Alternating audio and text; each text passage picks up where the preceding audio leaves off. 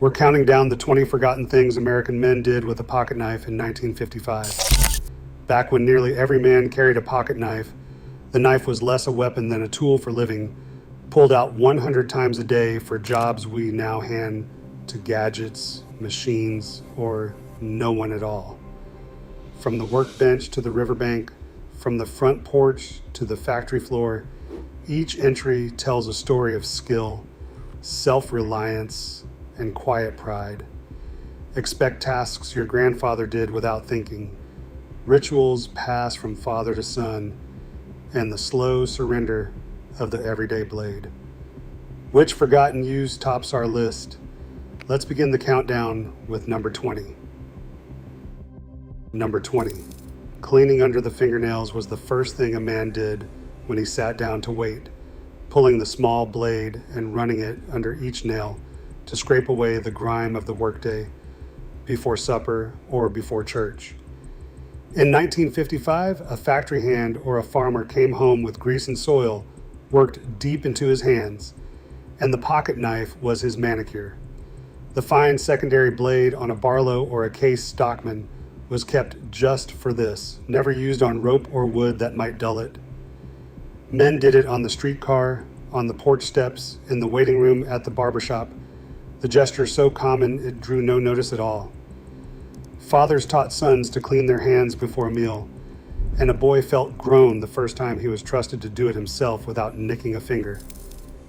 Etiquette columns of the era gently warned against doing it at the dinner table, proof of just how routine the habit had become.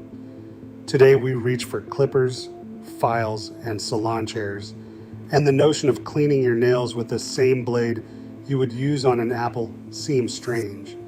But for a generation of working men, that little blade was the only grooming tool they ever needed, always there, always ready. Number 19, sharpening a pencil with a pocket knife was a skill every schoolboy and every clerk simply assumed. Long before the crank handle sharpener bolted to the classroom wall became universal, a man shaved a point onto a carpenter's pencil, or a stub of office lead with 3 or 4 careful strokes, turning the wood as he went and feathering the cedar to a clean cone. The trick was to cut away from yourself in long, shallow passes, leaving enough lead exposed to write, but not so much that it snapped at the first pressure. Carpenters favored the flat pencil precisely because a knife could whittle a broad chisel point that drew a crisp line across rough lumber. Salesmen, bookkeepers, and foremen all did the same at their desks, the curls of shaved wood collecting in an ashtray or swept off the blotter. A boy learned the motion early, often ruining a few pencils before he understood the angle. The smell of fresh cut cedar filled 1,000 classrooms and workshops. Today, mechanical pencils and electric sharpeners have erased the skill entirely, and most people under 50 have never put a point on a pencil with a blade. Yet it was once so ordinary that a dull pencil was simply seen as a man too lazy to reach into his own pocket. Number 18, opening the mail was a small daily ceremony performed with the tip of a pocket knife. Before letter openers sat on every desk, and long before email, a man slit the top of each envelope with a single smooth draw of the blade, careful not to slice the letter folded inside. He would hook a thumb under the flap, set the point in the corner, and run it across in one motion, the paper parting with a soft, tearing whisper. At the breakfast table, fathers opened the morning's bills and letters this way while the coffee cooled, the knife as much a part of the ritual as the newspaper. Office workers kept a slim jackknife in a vest pocket for exactly this purpose, and a clean cut was a quiet point of pride. The same blade opened packages tied in brown paper and string, parcels from the Sears Roebuck catalog that arrived wrapped tight against the journey. Children waited for the snap of the blade and the reveal of whatever had come in the mail. Today we tear envelopes with a thumb or let the bills pile up unopened, and the dedicated letter opener has become a forgotten novelty. But there was a tidiness to that single clean cut, a small dignity in handling correspondence with care that the modern ragged tier never quite matches. Number 17, cutting string and twine kept the whole household running, and the pocket knife was the tool that did it. In 1955, nearly everything came tied rather than taped. Butcher's parcels in white paper, bundles from the dry goods store, packages bound for the post office, hay and feed sacks stitched shut with cord. A man cut everyone with a quick pass of his blade, and a roll of kitchen string lived in a drawer to be sliced off length by length as needed. Farmers and shopkeepers went through twine by the mile, and a sharp knife meant a clean cut instead of a frayed, fought-over knot.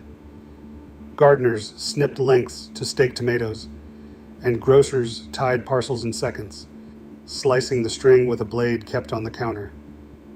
Boys were sent to fetch packages and learned to free the contents without sawing through the gift inside.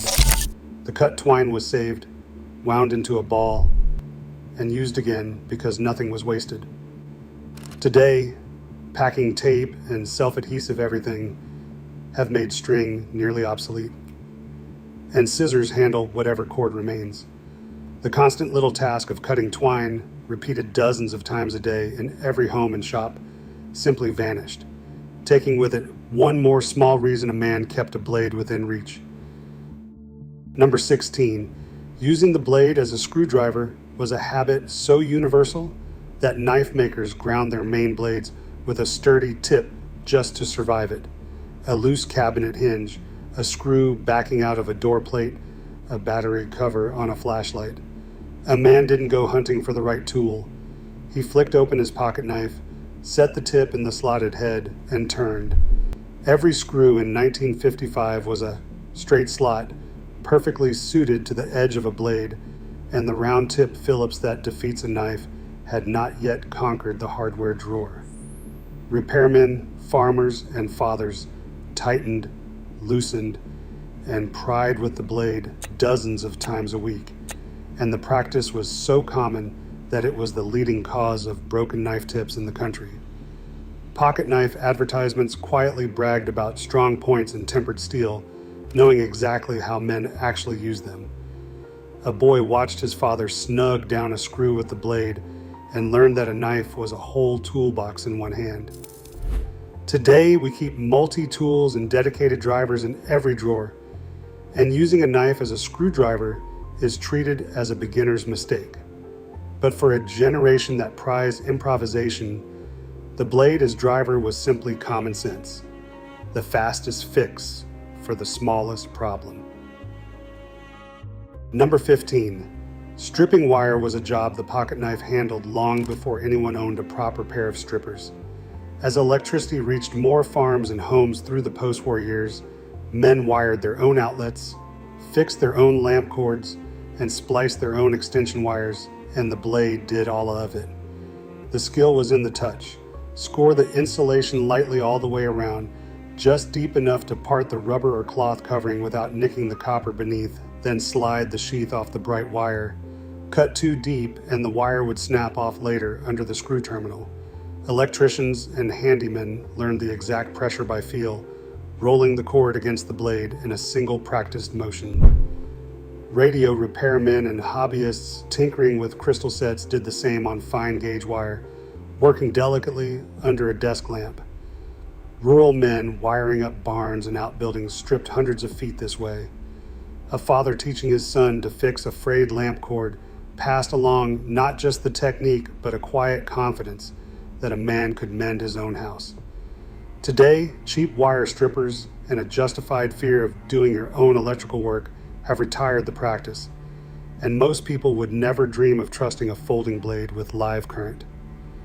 But once, the pocket knife wired the country one careful pass at a time. Number 14, cutting a plug of chewing tobacco was a daily ritual for millions of American men, and the pocket knife was the instrument of it. Before tobacco came shredded in soft foil pouches, much of it was sold as a solid press plug, dense and dark, and a man carved off a chaw with his blade whenever the urge struck.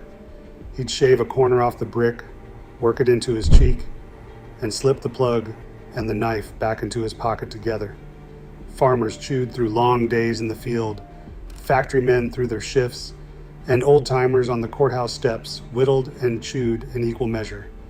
The knife kept a faint, sweet brown stain on the blade, and many men had one folder they used for tobacco and food, and another they kept clean for finer work. Country stores sold plug tobacco by the slab from a wheel on the counter, the clerk slicing off a customer's portion with a heavy blade. A boy learned the look of a man cutting his chaw long before he was old enough to try it himself. Today, the press plug has all but disappeared, replaced by pouches and pre-cut tins, and chewing tobacco itself has faded toward the margins. But for decades, the slow shave of a knife across a tobacco plug was one of the most common sights in working America. Number 13, trimming a cigar separated the man who knew his pleasures from the man who simply smoked. In 1955, a good cigar was an everyday luxury, lit after Sunday dinner or passed around when a baby was born, and the pocket knife was the proper way to open it. Rather than bite the end off and spit it aside, a careful man set the small blade against the cap and cut a clean, shallow notch or a neat wedge, opening the draw without unraveling the wrapper leaf. Some men preferred a small, straight cut, others a V-slice, and each had his opinion on which drew cooler smoke. The skill was in cutting just the cap, no deeper, so the cigar did not come apart in the hand. Salesmen, lodge members, and the men gathered outside the church or the union hall trimmed their cigars with the same easy motion, the blade flashing once before the match was struck. The ritual gave a man a moment of ceremony, a small flourish that said the smoke was to be savored. Today, guillotine cutters and punches do the job, and the knowledge of trimming a cigar with a folding blade survives mostly among older smokers. But the practiced cut, made with the same knife that had opened the mail that morning, was once a quiet mark of a man who took care with the things he enjoyed. Number 12, eating an apple off the blade was the simplest pleasure a pocket knife offered, and one of the most universal. A man would take an apple from a barrel or a lunch pail, cut it clean in half, then slice off wedges and carry each piece to his mouth, balanced on the flat of the blade. There was a particular way to do it, drawing the knife toward the thumb with the edge turned just so, lifting the wedge without ever touching it with grubby fingers. Orchard workers and farmhands ate this way at the edge of the field, and old men did it on the front porch while they talked. The same trick worked for a pear, a peach, or a hunk of melon. A boy practiced for weeks before he could slice toward his own thumb without flinching, and the first clean wedge eaten off the blade was a small rite of passage. The cut apple browned slower, folks claimed, when sliced with a thin, sharp blade rather than bitten. It was a habit born of practicality. No plate, no fork, just a man, a knife, and a piece of fruit. Today, eating off a knife edge is scolded as bad manners and faintly dangerous, and the easy grace of it has been forgotten. But it was once the most natural thing in the world. Number 11, the pocket knife. Lunch turned a hunk of cheese and a length of summer sausage into a meal anywhere a man happened to be. Out in the truck, up on the roof, deep in the woods, or perched on a fence rail, a working man pulled a wedge of rat cheese and a stick of dry sausage from a sack and built his dinner one slice at a time with his blade. He would cut a coin of sausage, a slab of cheese, lay them on a cracker or a heel of bread, and eat it off the knife. Hunters and fishermen packed exactly this, food that needed no cooking and no refrigeration and could be carved on a stump. Country stores sold the sausage by the stick and the cheese by the wedge, cut fresh from a wheel, and a man's blade was the only utensil the meal required. The smell of summer sausage and sharp cheese is bound up in the memory of long days outdoors for an entire generation. A boy on his first hunting trip felt like a man the moment his father handed him a slice cut from the same stick. Today, individually wrapped string cheese and pre-slice everything have made the knife unnecessary, but the simple satisfaction of carving your own lunch from whole food, blade in hand, was once the taste of a workday. Number 10, roadside repairs leaned on the pocket knife when a car broke down miles from the nearest garage. In 1955, automobiles were simpler and far less reliable, and a man stranded on a country road reached first for the blade in his pocket. A split radiator hose could be trimmed back past the crack and reseated. A frayed wire under the hood could be stripped and twisted back together. Electrical tape could be cut, a fan belt notched, a stuck linkage pried free, a gasket trimmed from a scrap of cardboard or leather. Men kept their cars running on ingenuity and a sharp blade, because calling for help meant a long walk to a farmhouse with a telephone, if one could be found at all. Truckers and traveling salesmen who lived on the road were especially skilled at coaxing a wounded engine back to life with little more than a knife and a length of wire. A father showing his son how to nurse a stalled car back onto the road was teaching self-reliance as much as mechanics. Today, sealed engines, roadside assistance, and a phone in every pocket have made the improvised fix a relic. But for decades, the difference between a long night stranded and a safe trip home often came down to what a man could do with the blade he always carried. Number 9, rigging fishing tackle was a job the pocket knife did from the first cast to the last. Before nail clippers hung from every angler's vest, a fisherman trimmed his line, cut leader to length, and shaved the tag end off a knot with his blade. He sliced bait into the right size, opened a stubborn tackle box latch, cut a snarl free when the line backlashed, and trimmed cork or feathers when he tied his own flies. The smallest blade on a folder was perfect for the fine work, and many a man kept a slim 2-blade jackknife just for the river. Cane pole fishermen on the creek bank and serious anglers in their boats all relied on it equally. Cutting a fresh willow switch for a makeshift pole, whittling a notch to hold the line, splitting a worm, scaling the first catch. The knife handled it all before the cooler was even opened. A boy's first lesson on the water was as much about his knife as his rod. Today, line clippers, braid scissors, and disposable everything have taken over, and the all-purpose fishing knife has narrowed to a single specialized tool. But for the men who fished the lakes and rivers of post-war America, the pocket knife was the most useful thing in the tackle box, and it never needed a hook. Number 8, cleaning fish on the riverbank was where a man's pocket knife earned its keep at the end of a good day. With the catch laid out on a flat rock or a board, he scaled each fish with the back of the blade, scraping from tail to head until the silver scales flew, then opened the belly with the tip and cleaned it in a few practice motions, rinsing it in the cold current. Panfish, catfish, bass, and trout were all dressed this way. Right where they were caught, the entrails left for the raccoons and the fillets carried home fresh. The skill was passed down at the water's edge, a father guiding a boy's hands through his first slippery bluegill, teaching him to feel where the blade should go. It was messy, humble work, but there was deep satisfaction in it, in turning a morning's luck into supper with nothing but your own hands and a sharp edge. A clean, careful job was a point of pride, and a sloppy one drew a quiet word from the older men. Today, fillet stations, electric knives, and fish counters at the grocery have moved the task indoors and out of memory.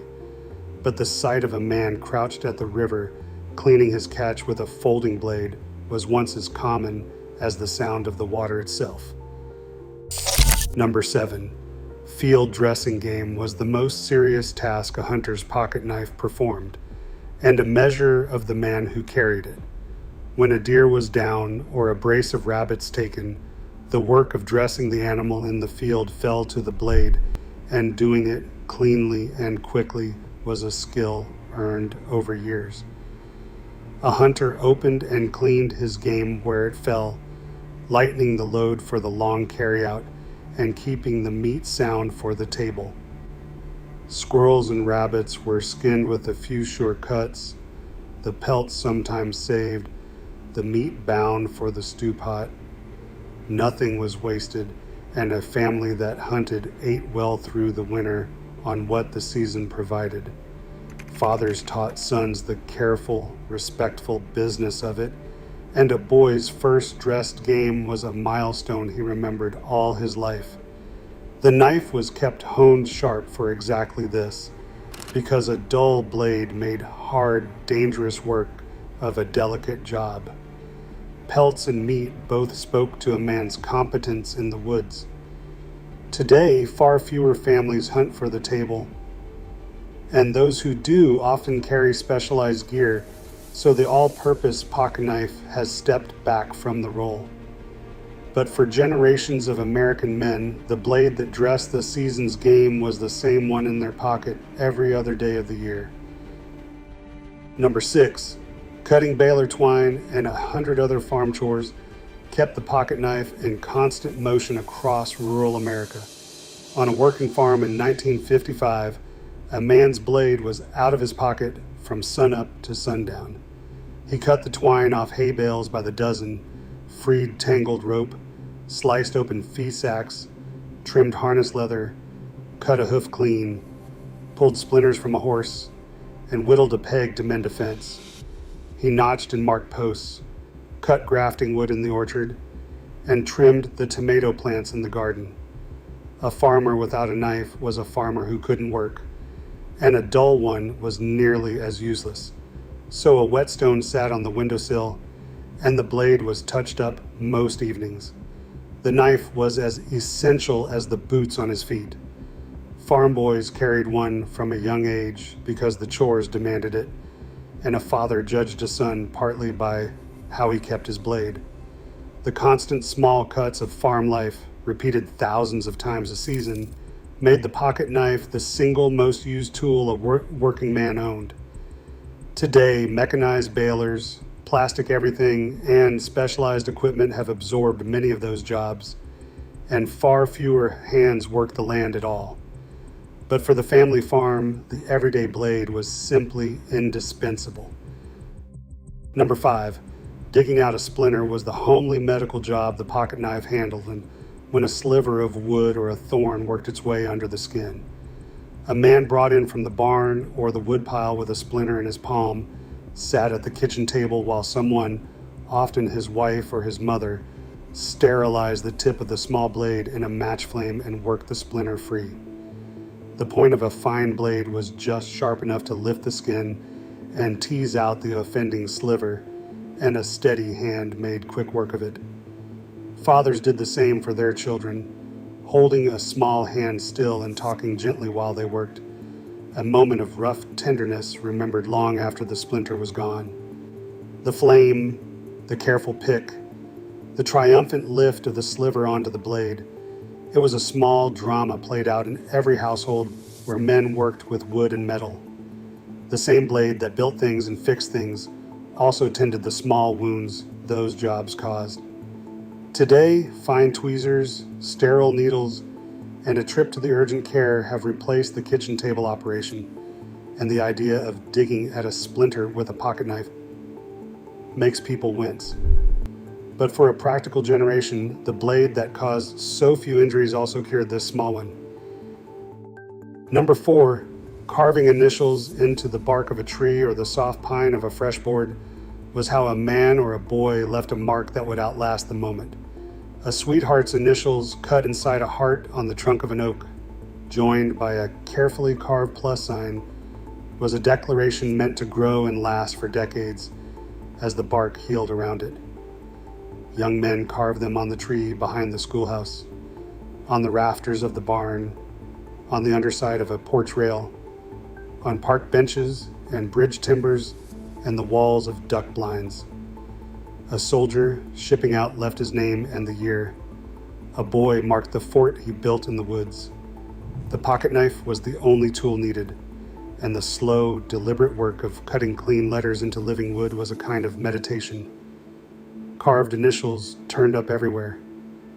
Quiet records of who had passed through and who had loved whom. Some of those old oaks still carry the scars, the letters stretched and softened by 70 years of growth. Today, carving into trees is frowned upon and largely forgotten, and we leave our marks on screens instead of on bark. But there is something the digital age cannot match in a name cut by hand into a living tree, meant to be found by someone someday, long after the carver's gone. Number 3. Mumble-T Peg was the boyhood knife game that every American boy once knew, and almost no one remembers now.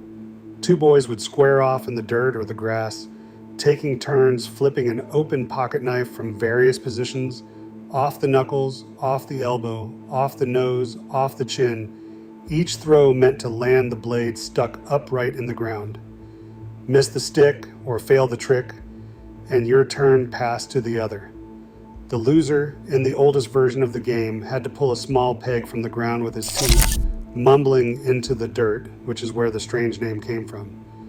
Boys played it on the schoolyard, on the front lawn, in the vacant lot, anywhere there was soft ground and an idle afternoon, and a good player earned real standing among his friends.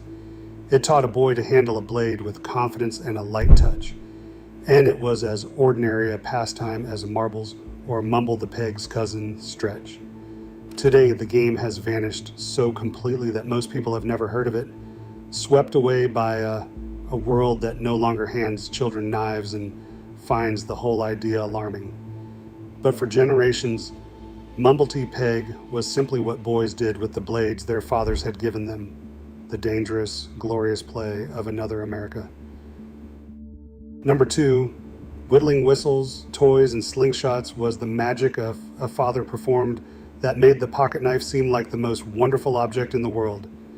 With nothing but a green willow branch in a few minutes, a man could carve his child a whistle that actually blew, slipping the bark loose in one piece, notching the wood beneath, and sliding it back together to a delighted shriek. He could carve a slingshot from a forked branch, a little boat to float in the creek, a chain of links cut from a single stick, a fan with feathered wooden blades, or a small animal that emerged shaving by shaving from a block of pine. On the porch on a summer evening, with cedar curls collecting at his feet, a father turned a piece of scrap wood into a toy while his children watched in wonder. Whittling was both pastime and gift, a way to keep idle hands busy and to make something out of nothing. The smell of fresh cut wood and the steady scrape of the blade are bound up in the warmest memories of childhood for an entire generation. Today, plastic toys arrive by the truckload, and few hands know how to coax a whistle from a willow branch. But the father who could whittle a toy on the spot held a small kind of everyday magic, and his children never forgot it. And finally, in first place, passing the knife down to a son crowned everything else a pocket knife meant, the moment that turned a tool into an heirloom and a boy into a young man. There came a day in nearly every boy's life when his father judged him ready, reached into his pocket, and handed over a knife of his own. Sometimes it was a brand new Barlow bought for $1 at the hardware store. Sometimes the father's own worn blade, its bone handle smooth from years in his pocket, given with a few quiet words about responsibility. With the knife came the rules, learned by heart and never forgotten. Always cut away from yourself, close it before you pass it. Keep it sharp, keep it clean, and never, ever lose it.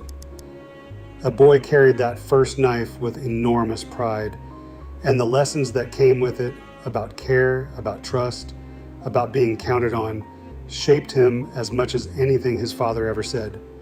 The knife was a rite of passage, a statement that the boy was no longer a child, that he could be handed something sharp and dangerous and be trusted to use it well. Fathers had received their own knives the same way, and they passed the tradition down through the generations like a name. Today, we hesitate to put a blade in a child's hand, and the ceremony has faded almost entirely from American life. But for countless men, the deepest memory a pocket knife holds is not of any job it did. It is of the day their father placed one in their palm and, without quite saying it, told them they had grown up. From cleaning a working man's nails to the day a father handed his son a blade of his own, these 20 forgotten uses tell the story of a time when nearly every American man carried a pocket knife and reached for it 100 times a day. The knife built things, fixed things, fed families, and marked the small ceremonies of growing up. We traded that everyday blade for gadgets, disposables, and a world that no longer trusts a man to carry an edge. But the skills, the rituals, and the quiet self-reliance they stood for are worth remembering. If your father or grandfather carried one, you already know exactly what I mean.